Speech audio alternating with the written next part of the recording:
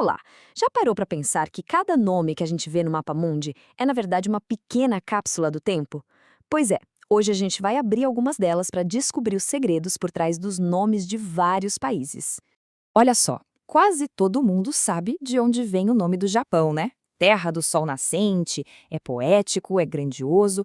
Agora, e um nome que parece tão comum, como Canadá?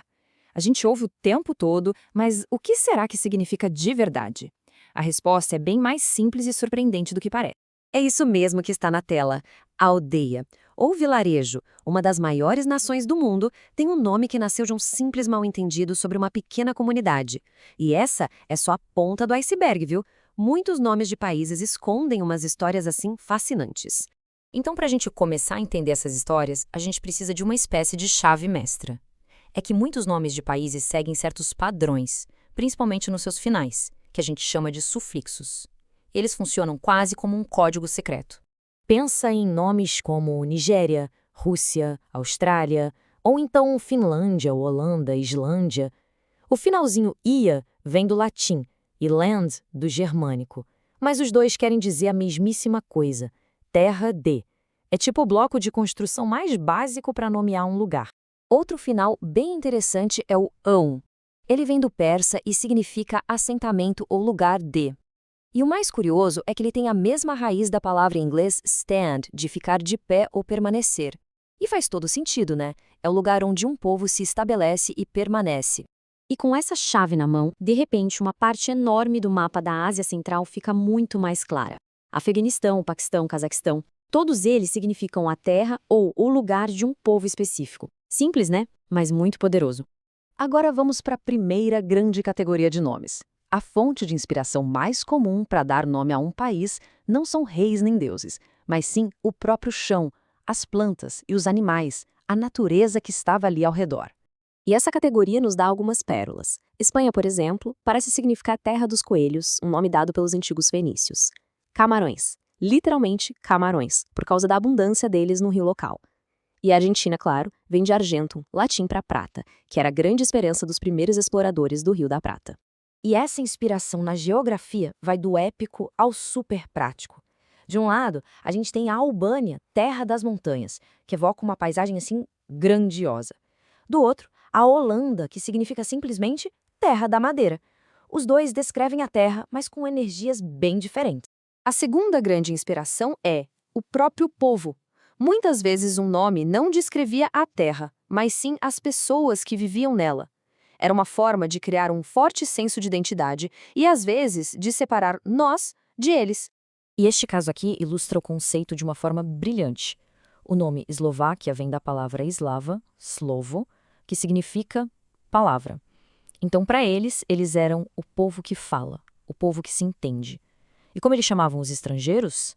Nemci, que significa os mudos, ou seja, aqueles cujo idioma soava só como um murmúrio que não dá para entender. É a identidade forjada na própria língua. Muitos outros nomes seguem essa lógica, descrevendo o jeito ou a profissão de um povo. A França, por exemplo, é a terra dos ferozes, por causa do povo franco. A Tailândia é a terra dos homens livres.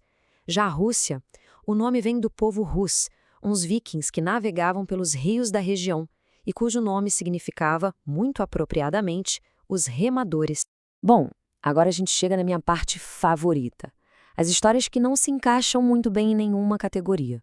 São os nomes que nasceram de mitos, lendas ou, como a gente viu lá no começo, de puros e simples erros de comunicação. Então, vamos ver em detalhes como isso aconteceu com o Canadá. Imagina a cena.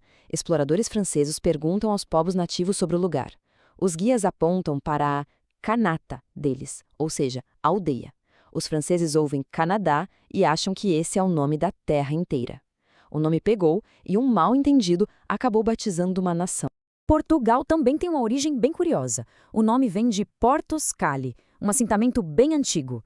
Portus é latim para porto, só que Cali, que tem origem celta, também era um sinônimo para porto ou abrigo. Ou seja, na raiz da palavra Portugal é Porto, Porto, um nome duplamente portuário. Outras histórias são igualmente fascinantes. A Grécia tem seu nome ligado a um povo que se considerava descendente de um filho de Zeus. A Itália era a terra dos bezerros. E a Venezuela significa Pequena Veneza, um apelido que um explorador europeu deu quando viu as casas construídas sobre palafitas e sentiu uma pontinha de saudade de casa. Então, depois dessa viagem toda por coelhos, camarões, remadores e muitos mal-entendidos, o que a gente aprende? A gente aprende que o mapa é muito mais do que só linhas e cores. Ele é, na verdade, um grande arquivo de histórias.